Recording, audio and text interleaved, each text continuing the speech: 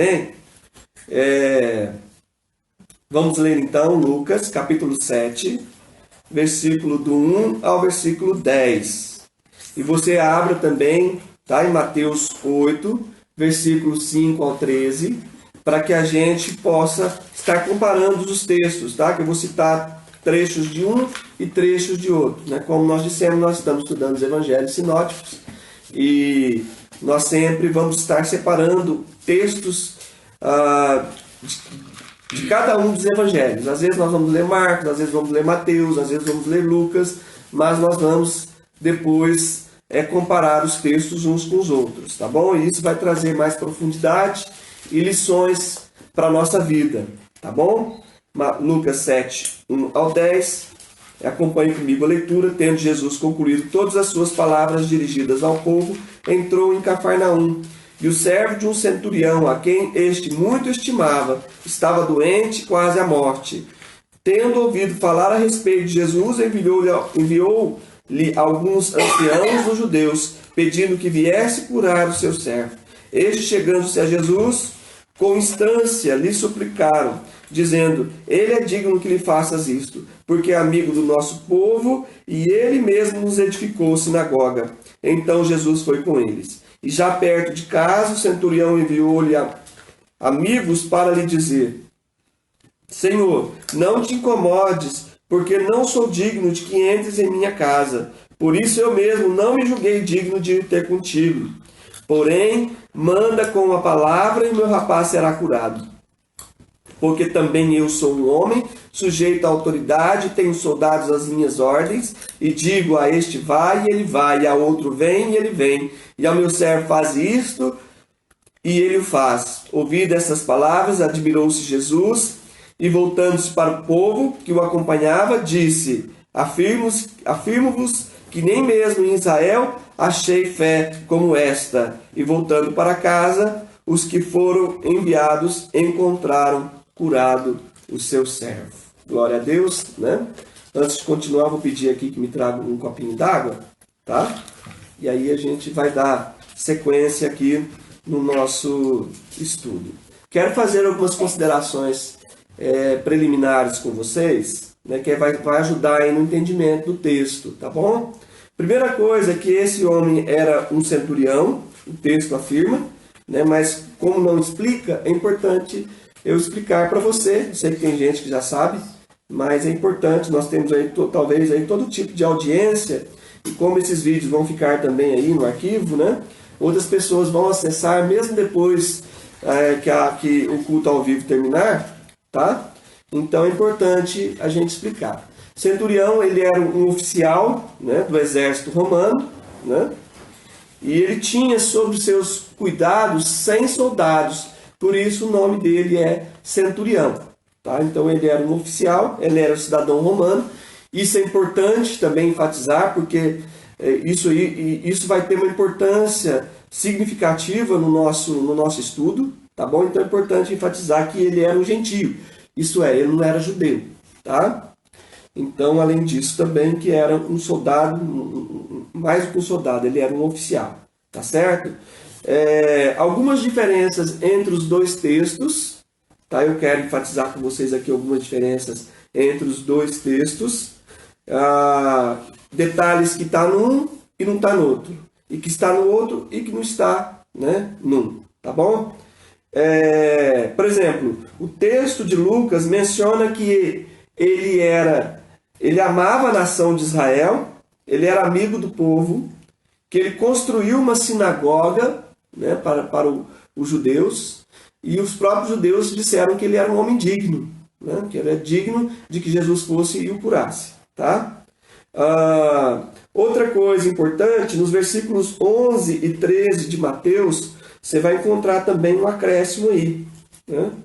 Mateus capítulo 8, né? 11 e 13, onde Jesus enfatiza, porque Jesus elogia a fé daquele homem, né? Ele enfatiza de que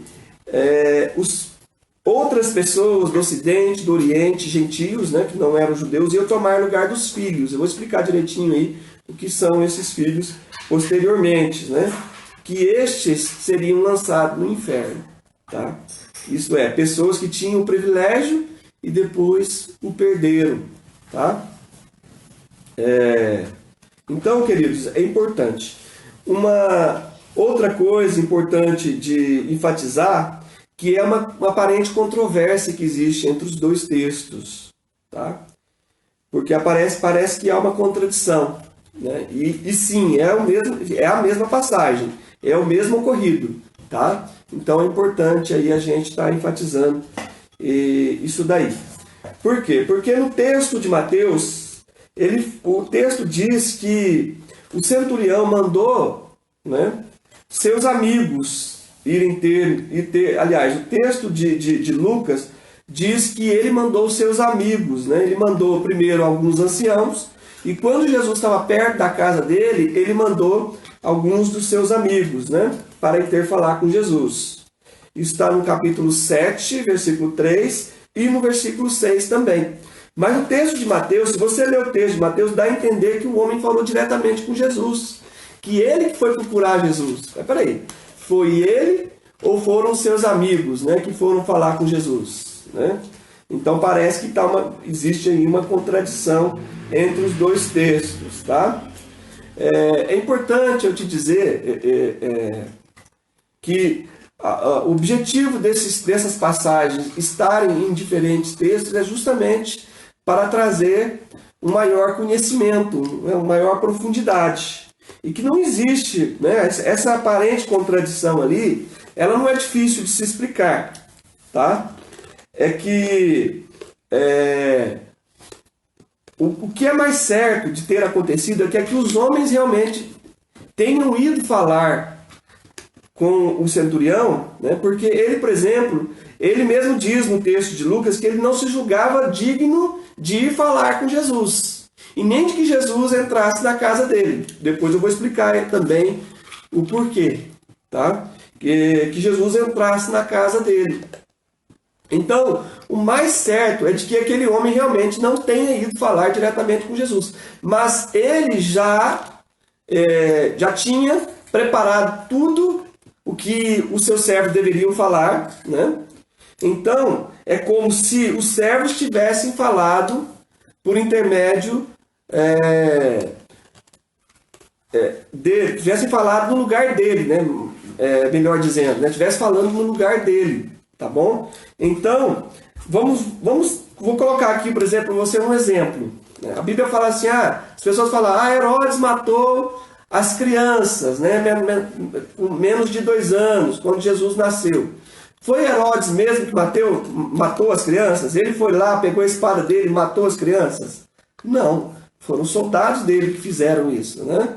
Então, nós entendemos claramente aí que é uma maneira de falar, de dizer, por quê? Porque os soldados não teriam feito isso se não tivesse dado a ordem por parte de Herodes, tá? Então, o que aconteceu? Quando Jesus falou assim, eu vou lá ir na casa dele, o próprio oficial já tinha falado, se ele falar para vocês que vai vir aqui em casa, fala para ele não ficar constrangido, eu vou explicar qual seria o motivo do constrangimento dele ter que entrar na minha casa. Então fala para ele assim, não, o senhor não precisa de entrar na casa dele, tá? Que ele já disse que sabe que o senhor tem autoridade, né? Que se ele, por exemplo, manda a gente ir e vir, e que se o senhor mandar, aquilo que o senhor mandar vai acontecer, né? Então, quer dizer, eles já tinham... Quem respondeu? Quem respondeu foi realmente o centurião. Mas por boca de quem? Por boca dos seus amigos, dos seus servos, enfim, dos anciãos que foram lá falar com ele, tá? Então não é difícil de explicar. Essas aparentes contradições também, na verdade, elas dão mais autoridade para a Bíblia do que o contrário. Porque normalmente quando você tem, por exemplo, 3 pessoas narrando o mesmo crime, vamos supor, 3 pessoas estavam num crime, e aí eles decidiram ouvir as 3 pessoas. Então botaram uma em cada, né, na polícia eles botaram um em cada sala e foram tomar a versão de cada uma para aquele ocorrido. Se as 3 derem uma versão exatamente igualzinha, né, então a polícia sabe que aquilo já foi combinado, né? Porque às vezes um vai falar assim, ah, eu vi um tiro. Não, na verdade eu vi 2 tiros. Aí o outro vai falar, por quê? Porque cada pessoa enxerga uma situação de um jeito, né? Às vezes ela foi 2 tiros mesmo, mas ela não viu, ela viu às vezes foi um só, né? Então essas aparentes diferenças, na verdade, são dentro daquilo que se fala que é da disciplina do direito, que é sobre essa questão forense, né? É explicado.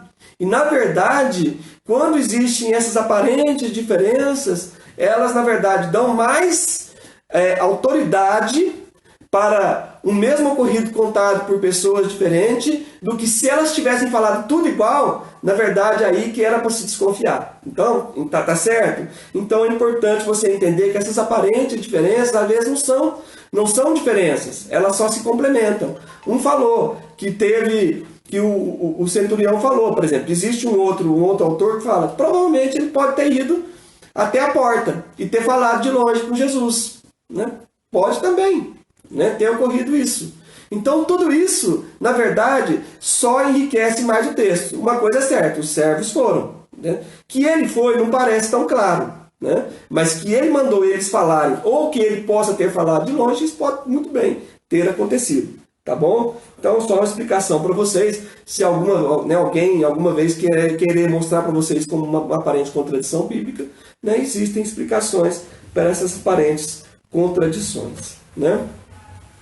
Agora, passando para a mensagem propriamente dita, né, ou para o nosso estudo bíblico, o que eu vou focar nesse estudo bíblico? Eu vou focar sobre a fé sem igual desse homem. Uma fé que foi notada por Jesus, pois Jesus disse que em toda a terra de Israel, ele não achou ninguém que tivesse uma fé como a desse homem, né? E aí agora eu me permito tomar aí e eu vou usar alguns pontos, né, de uma pregação que eu ouvi, né, do pastor Felipe Seabra, tá? E eu não tenho nenhum problema aí de quando necessário, principalmente quando for algo muito bom, né, de estar aí trazendo para vocês, né, claro, citando a fonte, para que a gente possa enriquecer o nosso estudo, tá? Então a gente vai citar algumas coisas que eu vi. Você pode depois eu posso até colocar o link para vocês, não tem problema, porque depois ele vai focar outras coisas, né? E eu vou entrar por um outro caminho, né? Mas vai enriquecer o nosso estudo, tá bom? Eu posso botar para vocês depois. Mas ele, por exemplo, quando ele estava fazendo a meditação sobre esse mesmo texto, né? A pregação sobre esse mesmo texto, ele falou, por exemplo, ele ficou meditando sobre, poxa, mas esse homem teve a sua fé elogiada, né? Será que ele teve mais fé que Maria, né? Teve mais fé, por exemplo, que João Batista? Eu estou falando de pessoas com as quais Jesus, não estou me referindo ao Velho Testamento, pessoas com as quais Jesus interagiu, porque Jesus citou que ele não encontrou em Israel, quer dizer, durante o seu tempo de vida aqui na terra, né? Seu ministério terreno. Então, será que ele não viu pessoa com mais fé que João Batista?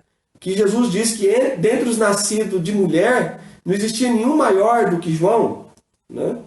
Não quer dizer então que João teria que ter mais fé do que esse homem. Jesus estava somente destacando uma característica desse homem, que era a fé. Não quer dizer que ele era mais crente, mais consagrado, mais santo do que João. Estão entendendo? Ele só destacou a questão da fé daquele homem, tá? E fé como Jesus disse, realmente não teve encontrado, né? E depois a gente vai explicar para vocês o que fez da fé desse homem algo tão destacado, algo tão importante, né? E a gente vai começar a destacar quais são esses pontos, tá? Deixa eu só tomar uma aguinha aqui. A primeira coisa é uma fé que se baseava no invisível, né?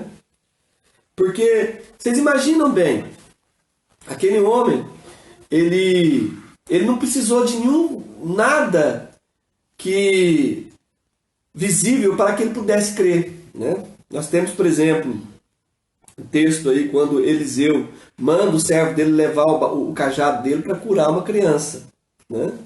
Aí a pessoa talvez quando vê esse cajado sendo colocado sobre a criança, né, ela ia crer que ela seria curada.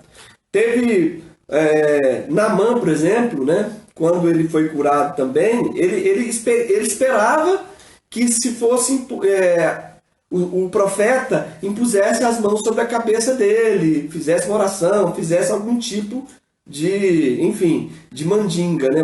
Desculpa a palavra, né? Mas alguma coisa assim que fosse ponto de contato entre a fé da pessoa que estaria recebendo o milagre e da pessoa que estaria sendo o canal, né?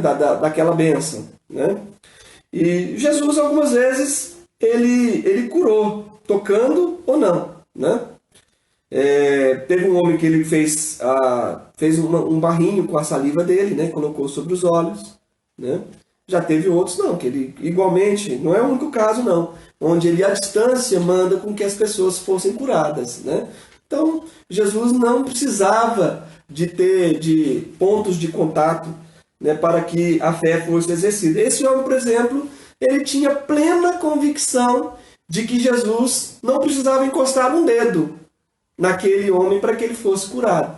Por quê? Porque a fé dele estava baseada no invisível, né? Lembra o que Jesus falou para Tomé?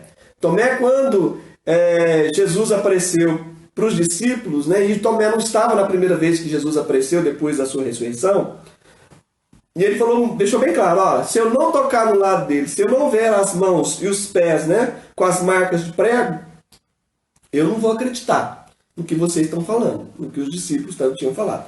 Aí, segunda vez, Jesus aparece, né, e ele toca no lado de Jesus, que foi furado com a lança, né, e toca também nas mãos, e ele adora Jesus, Senhor, meu Deus, né? E Jesus diz para ele assim, porque viste e creste, bem-aventurado aqueles que não viram e creram, né? Então, a nossa fé deve estar baseada na palavra, João 20, 29. Ainda que as circunstâncias estejam contrárias, né, daquilo que aparentemente você espera que esteja acontecendo, Deus não precisa que as circunstâncias estejam favoráveis para que a sua bênção ocorra, para que o milagre aconteça, para que a cura venha, tá? A situação pode ficar pior, a doença pode ficar pior, que Jesus pode fazer assim mesmo, tá bom? Então, a gente não atenta para as coisas que se veem. Por quê? Porque lá em 2 Coríntios capítulo 4, versículo 18 diz, porque as coisas que se veem são temporais, e as coisas que se não veem são eternas. Então a gente não se atenta nas coisas que se veem, mas nas que se não veem, tá bom? Então nós temos que ter fé firme como quem vê o invisível. Assim foi, né? Moisés em Hebreus 11, 27, porque diz que ele diante do faraó permaneceu firme, né? Ele fez isso 1, 2, 3, 10 vezes, compareceu perante o faraó. E pensando assim, agora esse homem me mata. Ele sabia que não. Falou assim, não, Deus mandou eu vir aqui. Quem mais eu preciso que esteja comigo? Né? Então diz lá que ele permaneceu firme. O povo do Senhor ir, vai vir sobre você uma praga. Então diz a palavra que ele permaneceu firme como quem vinha o invisível. Ele estava diante do faraó, com aqueles soldados todos, né, com aquele monte de gente, né? Crendo que quem estava do lado dele? Deus. Deus está do meu lado, então está tranquilo, né? Então, como quem vê o invisível. Então, uma fé que se baseia no invisível. Isso fez com que a fé daquele homem fosse uma fé que fosse notada, né? Outra coisa é que ele teve humildade, né? Porque diz aí o texto de Mateus 8,5 que ele implorou. Você imagina um centurião, um oficial romano, implorando, né? Por favor, tenha misericórdia, né? Ele deve ter mandado o servo dele falar para ele mesmo, ou ele mesmo, né? Como eu disse para vocês, possa ter falado com Jesus à distância, né? Senhor, por favor, né? Tenha misericórdia do meu servo. É uma pessoa que eu gosto tanto, uma pessoa que eu amo tanto, eu não queria que ele morresse, né? Imagina um oficial do exército implorando para Jesus, né? Podia ter mandado lá, busca ele lá, soldado lá, e cura esse cara aí, que eu quero que você cura ele, né? Mas ele não, ele implorou, né? Então ele demonstrou humildade, tá? Aqui né, e vou voltar a falar um pouquinho sobre o pastor Felipe, né, que ele fez um paralelo interessante entre Marta e o centurião, né? Porque imagina bem, Jesus, sempre que ele precisava de se retirar para um lugar, se alimentar, dormir, e estava de passagem em Jerusalém, ele ia para, né, Betânia, né, que era bem pertinho, coladinho ali em Jerusalém, né, e lá ele ficava, né, então era praticamente um lugar, né, de descanso para ele, né, então ele passava muito tempo com Marta, Maria, por isso conhecia-os muito bem, né. Então, você imagina que quando o centurião chama Jesus, né, Jesus falou claramente aí no texto aí, lá em Mateus, né, ele fala, eu irei curá-lo, versículo 7 do capítulo 8. Ele falou prontamente, eu irei curá-lo, né, na mesma hora. Agora com Marta foi diferente, né? Interessante que Marta, às vezes, né, lembra do tempo da época? Ó, Senhor, você não me incomoda aí que minha irmã fica aí, né, estirada aos pés do Senhor enquanto eu estou aqui lavando banheiro, varrendo casa, fazendo comida, né? Então, né, às vezes, ela era um pouco abusada, né? Vamos dizer assim. Quando Jesus chegou atrasado, quando mandaram chamar, né, ele mandou, Senhor, vem cá que meu irmão está morrendo. Meio que dizendo assim, ó, Senhor Jesus, o Senhor come lá em casa, dorme lá em casa, né? Então, está na hora do Senhor fazer uma retribuição, né? Vem aqui que meu irmão tá bem doente.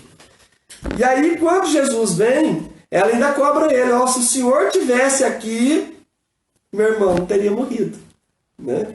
Então eu achei interessante esse paralelo que ele faz entre um e outro, um que era oficial de um exército e ela, né, que era uma mulher, né, comum, né, e que estava ali, né, quase, vamos dizer assim, ordenando que Jesus viesse para curar o irmão dela, né.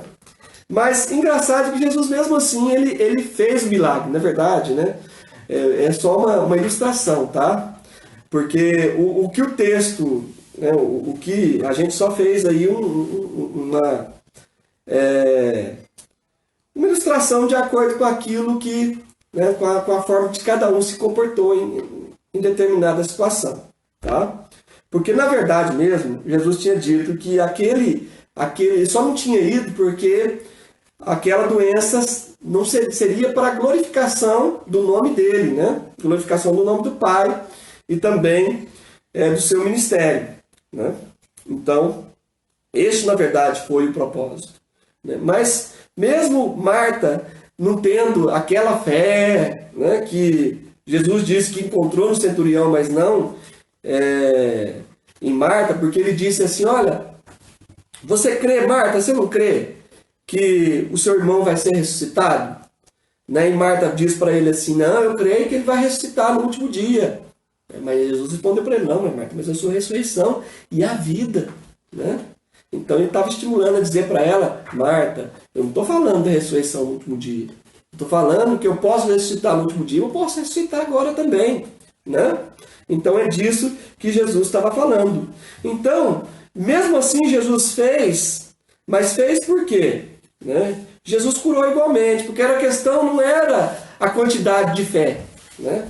Há um cara que tem uma fé, a maior fé de Israel, e a outra que a fé, né, era meio vacilante. A questão não era a quantidade de fé, era o tipo de fé, porque ambos estavam depositando sua fé em quem? A fé em Jesus. E basta, a Bíblia fala que basta o quê? Uma fé do tamanho de um grão de mostarda, né? Então não importa se você tem a fé do tamanho de um caroço de abacate, ou se você tem a fé do tamanho de um grãozinho de mostarda, né? As duas fés vão ter o mesmo resultado, né? Porque, na verdade, né, o que importa é em quem você está depositando a sua fé, tá? Então, Jesus cura o servo do centurião, ressuscita Lázaro do mesmo jeito, né?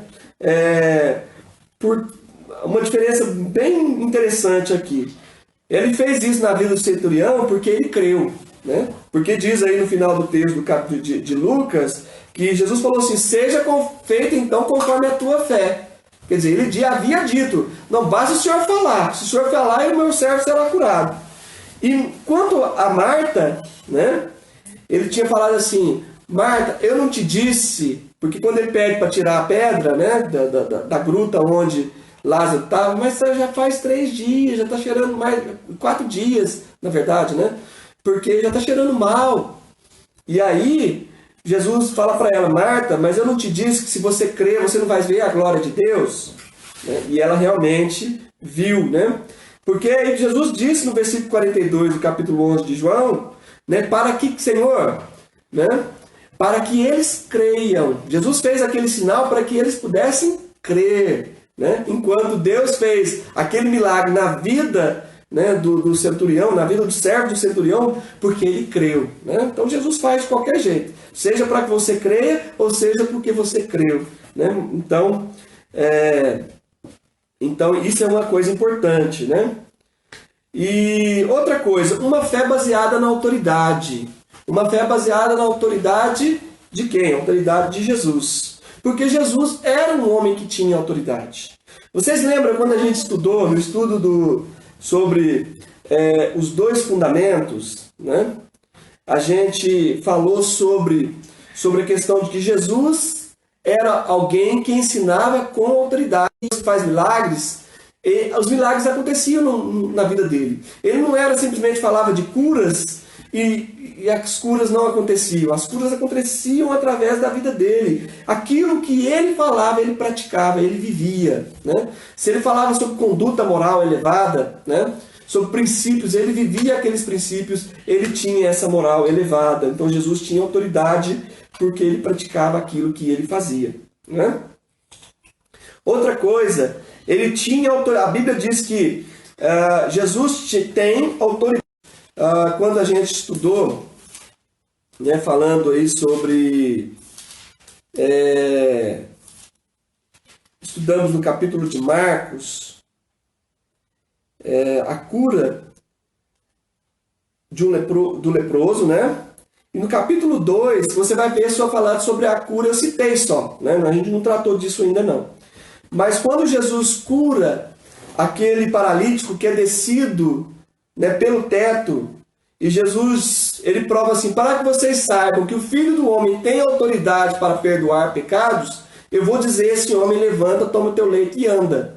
Jesus demonstrou com isso, através do seu poder de curar, né, que ele tinha poder também para perdoar pecados, porque Deus não permitiria que alguém que disse que perdoou o pecado daquele homem fizesse um milagre.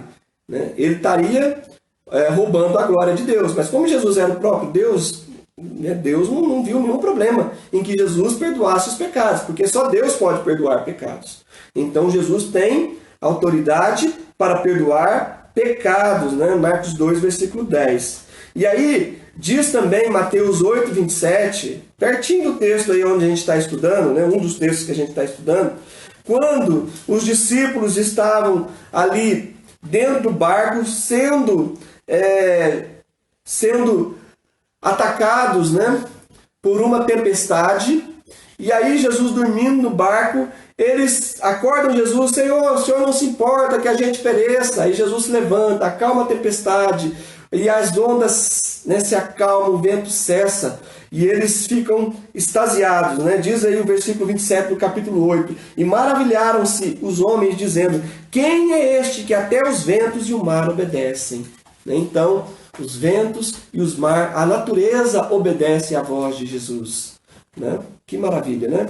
Jesus tem o poder de andar por sobre as águas. Jesus tem o poder sobre os elementos químicos da natureza. Você imagina Jesus transformando água em vinho, né? Então, que poder maravilhoso que ele tem sobre toda a natureza, sobre a física, sobre a química. Né? Jesus tem todo o poder, tem toda a autoridade. Ele tem poder sobre os demônios. Se você ver, por exemplo, em Lucas capítulo 4, versículo 36, né?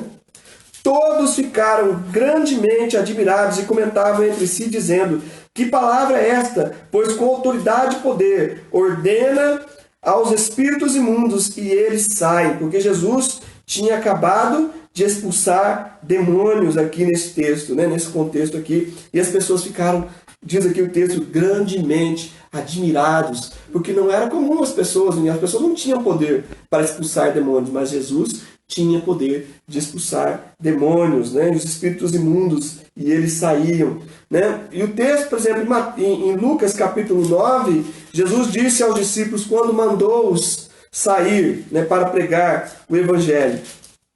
Diz aí o versículo 1 do capítulo 9: tendo Jesus convocado os 12, deu-lhes poder e autoridade sobre todos os demônios para efetuarem curas. Olha só, né? Não somente para expulsar demônios, né? Também como para curar. Jesus tinha autoridade, né? Quem pode dar autoridade senão aquele que tem autoridade, né? Jesus tinha autoridade. E eles ficaram estupefatos quando, depois de voltarem da sua missão de evangelismo, eles chegaram perto de Jesus e disseram para Jesus: os demônios se nos submetem pelo teu nome. Jesus diz para ele: alegrai-vos, não porque os espíritos lhes submetem, mas porque vossos nomes estão arrolados no céu, né? Coisa muito mais importante. Então, queridos, Jesus disse em Mateus 28, 18: toda autoridade me foi dada no céu e na terra. Toda autoridade lhe foi dada nos céus e na terra. Se o inimigo tinha qualquer ainda resquício de autoridade, né? Porque diz a Bíblia que ele tinha, Satanás, até a vitória de Cristo, ele tinha domínio da morte. Mas Jesus tomou-lhes as chaves da morte. E aí, a autoridade que já tinha sido dada no céu lhe foi entregue também na terra. Toda autoridade lhe foi dada nos céus e na terra. Ele já possuía, né? Mesmo antes. Por isso que os espíritos não precisavam esperar Jesus morrer na cruz, porque a autoridade já tinha sido dada nos céus, né?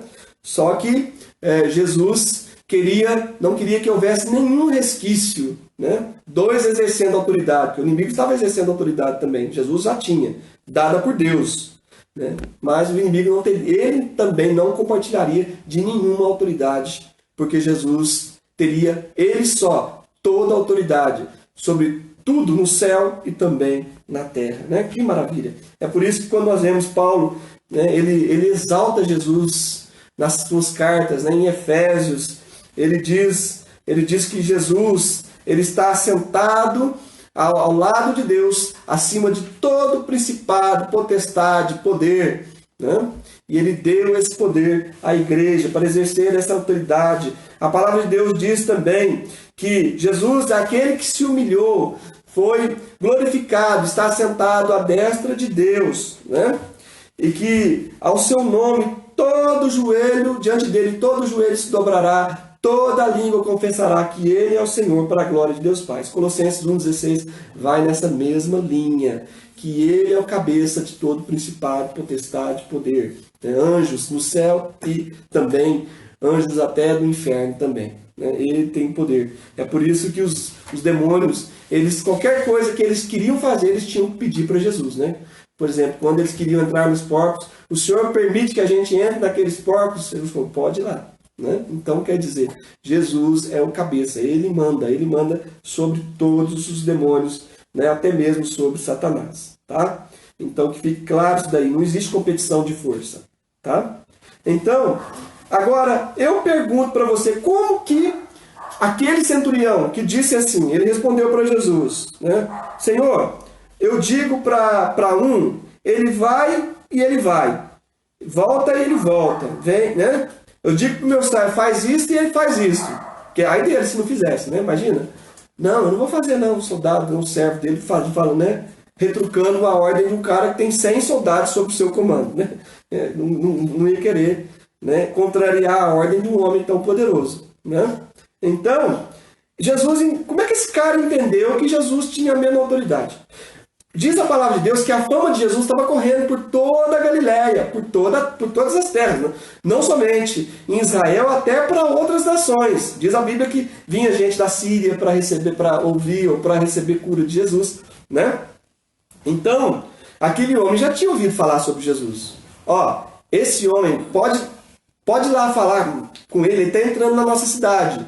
E esse homem, falaram que ele expulsa demônio, que ele fez falar o mudo, que ele fez ouvir o surdo, que ele fez o paralítico andar, que ele expulsa demônio. O que esse cara pensou? Peraí, eu faço a mesma coisa com meus soldados. Eu mando um ir, ele vai, eu mando ele vir, ele vem, eu mando ele fazer, ele faz. Esse cara é patente alta, né?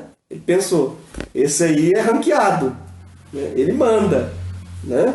Então, Jesus ele pensou, esse cara manda, né? Ele tem autoridade da parte de quem? Da parte de Deus. Eu não sei o que ele é exatamente de Deus, um profeta, o que ele é, mas que Deus deu autoridade para ele atuar no nome dele, né? Então, Jesus, ele sabia que Jesus tinha autoridade, né, sobre os demônios, sobre as doenças. Então ele disse, Senhor, basta o Senhor mandar. Se o Senhor mandar, né, acabou. Então, querido, basta uma palavra, né? Eu me lembrei da música da Cassiane, né? Basta uma palavra apenas, e o mundo e seus sistemas caírem aos seus pés, né? Então, basta uma palavra de Jesus. Quando Jesus disse para Pedro sair do barco e andar sobre as águas, né? Pedro disse, sobre a tua palavra eu vou, né? E ele conseguiu realmente andar pelo menos por um pouquinho por sobre as águas, né? E quando a fé dele falhou, Jesus sustentou, né? Porque Jesus tinha garantido com a sua palavra que ele, né, não aconteceria nada de mal com ele, né? Porque Jesus é que mandou. Então, queridos, basta uma palavra. A última palavra é de Jesus. Não importa se você tenha sido desenganado pelo médico, não importa que se disseram que você, na sua idade, não vai conseguir mais emprego, não importa se disseram que... Não importa o que disseram, não importa o que sua consciência está dizendo, não importa, né? Se você orar, dobrar os joelhos, buscar a face do Senhor, Ele muda realidades, tá bom? Então, Ele dá a última palavra. Glória a Deus, né? Outra coisa que nós vemos desse homem é que a sua fé era uma fé baseada em obras. O texto de Lucas não fala muito a respeito. O texto de Lucas não, o texto de Mateus não fala muito a respeito. Mas o texto de Lucas, no versículo 5, olha só o que aqueles anciãos daquela cidade, os amigos dele, falaram a respeito dele. Olha, porque primeiro no versículo 4 eles falam o seguinte: ele é digno de que o Senhor faça isso por ele. Que é o quê? Curar o servo dele. Porque é amigo do nosso povo e ele mesmo nos edificou uma sinagoga. Então você imagina um homem que, né, diz o texto aí, amava a nação. Por que ele estava amando aquela nação? Ele era um cidadão romano, de um povo que tinha muito mais dinheiro, de um povo muito mais rico, muito mais cheio de poder, e que viviam, né, a novela Jesus às vezes retrata esse preconceito que os romanos tinham com os judeus, né? Ralé, coisa desse tipo. Mas ele não, ele diz aí que ele amava a nação. Que interessante, né? E ele, mesmo não sendo judeu, né, ele praticou uma coisa que lá no Velho Testamento Deus pediu o povo para fazer quando eles estavam exilados, né, em outra nação, na época do cativeiro, eles estavam exilados. O que Jeremias falou para eles? Falou para o povo: olha, procurai a paz da cidade de onde vocês estão, onde vocês vão estar, e orai por ela, para que na paz dela vocês tenham paz, né? Então, querido, nós somos chamados a amar os lugares onde estivermos, né? Todas as vezes quando nós estamos na obra missionária, a gente tinha esse costume de orar pelas nações onde a gente estava. Nós orávamos pelos governantes da nação, orávamos pela cidade onde nós estávamos, né? E é isso que a Bíblia nos ensina a fazer. Amar o povo com o qual a gente está, né? E orar por eles, né? Então devemos... E infelizmente muitos, até brasileiros, né, infelizmente estão querendo mal da nossa própria nação, né? Torcendo para as coisas darem errado, porque a sua ideologia política, infelizmente, não bate, né, não é semelhante a que ele possui, né? Estamos todos no mesmo barco. Se esse negócio aqui afundar, todo mundo vai afundar junto. Não estou falando que você precisa concordar com a ideologia política, né, de quem está lá no governo. Né? Estou falando simplesmente que, como cristão, é nosso dever não falar mal, né? Que a Bíblia nos ensina isso. E a Bíblia nos ensina também a orar. A Bíblia fala em Timóteo, né, capítulo 2, para que rogo que faça intercessão por todos aqueles que se acham investidos de autoridade, né?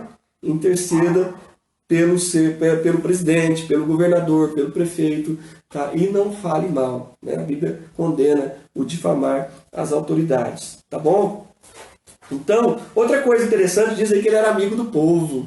Que interessante. Ele não era político, gente. Ele não precisava de agradar o povo, né? Herodes fazia isso, Pilatos fazia isso, né? Tanto é que você vai ver na época quando Jesus foi condenado, e para agradar o povo, ele fez isso, fez aquilo, né? Ele não era político, ele não precisava disso, né? Ele tinha lá, né, o salário dele já, normalmente, mas ele fez isso espontaneamente, porque ele era já, naturalmente, uma pessoa de fé, né? Uma pessoa que cria em Deus, né?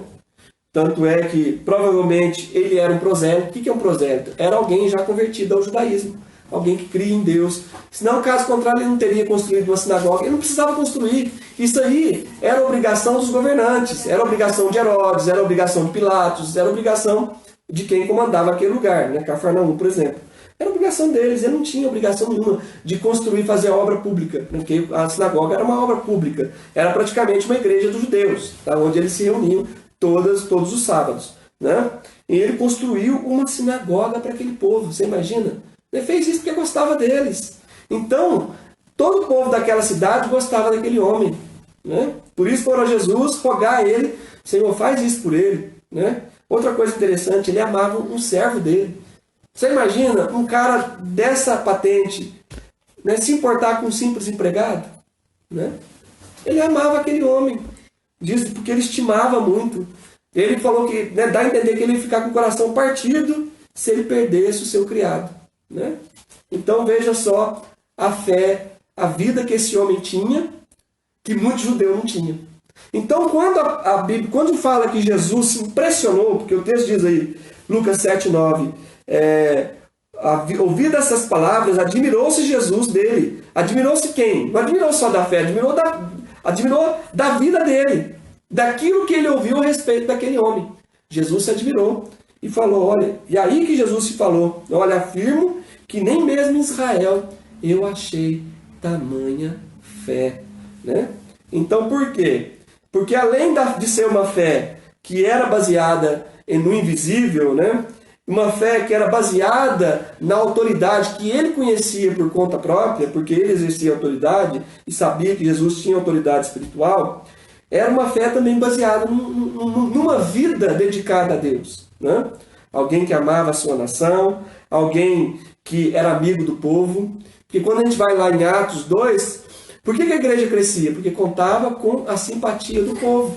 Não é isso? Não contava por quê? Você imagina crente chato, crente que só fica mandando os outros para o inferno, né? Querendo que o ímpio tenha a vida de crente sem ele se converter primeiro. Não adianta você cobrar a vida de cristão de alguém que não é cristão, tá?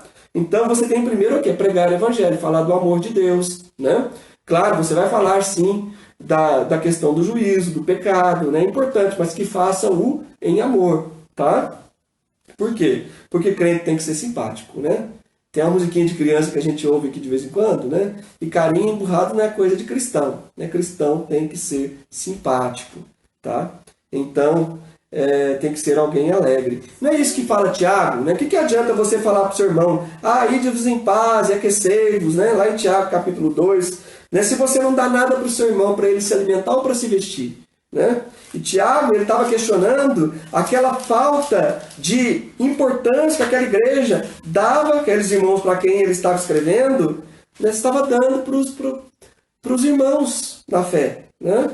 Você imagina, irmãos que não se importavam, não queria saber o que estava acontecendo com o outro, não perguntava como é que estava indo. Nós não podemos ser assim. Nós temos que ser uma igreja onde as pessoas se importam uns com os outros. Não tem como fazer, você não deve se preocupar com isso. Porque se você não tem realmente com quem fazer, Deus sabe, né? Então, muitas vezes as pessoas têm medo de se envolver. Por isso não perguntam. Como é que você está? Você está precisando de alguma coisa? Porque tem medo depois de ter que prover, né? Mesmo porque você não precisa ter muito. Jesus disse que se você tiver 2 túnicas, dá uma. Não, eu vou ficar só com uma. Não importa. Né? A Bíblia fala que quando você semeia, né, Deus também vai abençoar a sua vida. Tá? Então, isso é fé, isso que é fé. Né? Então, Tiago está dizendo que não venha me dizer que você tenha fé sem obras, que eu te mostrarei a minha fé com as minhas obras. Está lá em Tiago 2, versículo 15 ao 18. Né? Porque fé sem obras é morta, versículo 17 diz aí. Tá? Então, é isso que ele está dizendo. Nós temos que mostrar fé através de nossas obras. Você é crente? Então mostra através da sua vida. Porque o fruto do Espírito Santo na vida de um cristão é mansidão, paz, alegria, amor. Se isso não estiver presente na sua vida, é porque o Espírito Santo não está governando sua vida. Para concluir, a fé dele é uma fé digna. Porque olha só, você vê aí em Lucas 7,4, voltando lá para o nosso texto, que quem falou bem dele foi os próprios servos. Eles disseram para Jesus: olha, Senhor, ele é digno que o Senhor faça isso por ele. E deram motivo, porque ele ama o nosso povo, porque ele ama essa nação, ele é amigo do povo, ele construiu para o nosso povo uma sinagoga. Então, Jesus ficou admirado com a fé daquele homem, que ainda mostrou uma fé que não dependia de ponto de contato, de coisa alguma. Era uma fé totalmente baseada no invisível, em alguém que cria no poder, na autoridade de Jesus Cristo. Então ele era digno. Só que o que ele diz? O povo é que diz que ele era digno, mas o que ele disse? Ele disse assim, em Mateus versículo 8 do capítulo 8. Mas o centurião respondeu: não sou digno que entres em minha casa. Claro, tinha um outro motivo aí. Pelo fato de ele ser, de não ser judeu, de ser um romano, os judeus não podiam entrar na casa de um gentio, porque isso fazia com que o judeu se tornasse impuro, ao entrar na casa de alguém que era considerado impuro pelo povo judeu. Então, ele querendo evitar Jesus desse constrangimento: Jesus, eu não sou digno que o Senhor entre em minha casa. Basta que o Senhor mande uma palavra, meu servo será curado. Tá? Então, que interessante, ele disse que não é digno. Agora, o que Jesus disse a respeito dele? Tem o que o povo dizia a respeito dele, o que ele dizia a respeito de si mesmo, que ele não era digno que Jesus entrasse na casa dele. E Jesus disse para ele que nunca viu alguém em Israel que tivesse tamanha fé como aquele homem tinha. Então, queridos, outros. O que é interessante a gente notar aqui? Porque Jesus, no texto de Mateus, aí está o acréscimo que está lá em Mateus. Vamos voltar lá para Mateus. Qual é o acréscimo? Aí Jesus disse: olha, eu não vi em Israel tamanha fé, hein? Então, presta atenção. Digo-vos que muitos virão do Oriente, do Ocidente, tomarão lugares à mesa com Abraão, Isaque e Jacó no reino do céu. Por quê? Porque não adianta você ter, dentro da sua genética, ser judeu, na carne. Jesus estava dizendo para eles, porque isso não tinha importância alguma. Por quê? Porque eram filhos de Abraão aqueles que são da fé. Por quê? Porque a identificação com Abraão não é feita pela genética. Ela é feita pelo mesmo tipo de genética espiritual que ele tinha, que era o quê? Um homem de fé. Porque a Bíblia diz que Abraão creu e por isso ele foi justificado, por isso ele se tornou pai da fé. Então todos aqueles que creem se tornam filhos de Abraão. Por que Jesus disse para aqueles, aliás, se eu não me engano foi João Batista, E não fiqueis dizendo entre vocês, temos por pai Abraão. Porque Deus pode pegar essas pedras aqui e transformar em filhos de Abraão. É mais fácil, o coração de vocês está tão duro, que é mais fácil Deus pegar a pedra e torná-las filhos de Abraão do que vocês se tornarem filhos de Abraão. Porque tamanha a dureza e a incredulidade daquele povo. Então, queridos, é importante você entender que o fato de você ser crente, muitas vezes crente, ele acha que ele está do lado certo, eu estou do lado certo da história. Coitado desse povo aí que fica adorando imagem, que fica pagando promessa, que fica... Olha, querido, talvez eles, na sinceridade deles, talvez sejam muito mais sinceros e honestos para com Deus do que muito crente aí, né, que acha que tem, porque possui a verdade, porque, né, muita gente acha que pelo fato de ser evangélico, né, eu sou evangélico, o evangélico vai para o céu. Não, o evangélico não vai para o céu. Quem vai para o céu é quem é lavado e remido do sangue do Cordeiro. Tem muito evangélico que vai para o inferno, né, e tem muito, e vai ter católico lá no céu, tá? Pode ter certeza disso, tá bom? Então o que faz a diferença não é a questão do que você é, né? Estou me referindo aí qual é a sua religião, tá? Se você, o que faz a diferença é em quem você coloca a sua fé, né? Porque aquele homem mostrou com a sua vida que ele era muito mais digno do que muitos outros, enquanto ele mesmo se achava indigno, tá? Em como aquele, né, o publicano que entrou no templo, né? Senhor, ser propício a mim, né, pecador.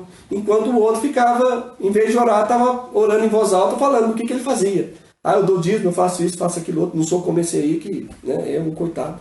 Né? Então, cuidado, né, com essa... Filho de crente não é crentinho, tá? Ele precisa se converter também. Então, precisa se entregar sua vida para Jesus. Isso é uma advertência séria, porque lá em Romanos, do capítulo 11, 19 a 23, diz que os ramos naturais, porque eles, né, não creram, eles foram cortados.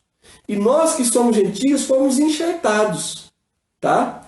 Agora, depois que você foi enxertado, não fique achando você que é muita coisa, não, que é a última cocada, né, sei lá, a última bolacha do pacote, né?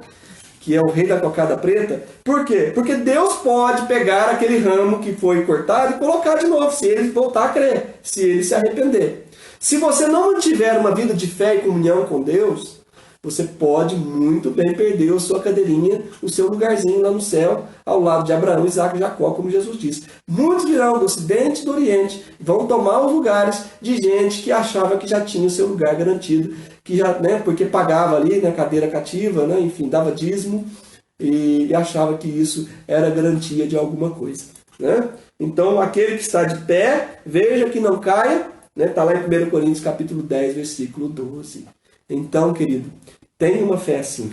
Queremos buscar uma fé que crê no invisível, uma fé que se baseia na autoridade do nome de Jesus, uma fé que se demonstra através de obras, né? Uma fé que seja digna, uma fé que surpreenda. Né? Diz o texto aqui que Jesus, né, simplesmente, diz o texto que Jesus surpreendeu com a fé daquele homem. Né? Que bênção, né? Que nós tenhamos assim uma fé que venha surpreender o nosso Senhor, né? Hipoteticamente falando, né? Porque a gente sabe que é impossível surpreender a Deus, né? Então, né, uma fé que realmente alegre o coração do nosso Senhor. Amém? Glória a Deus.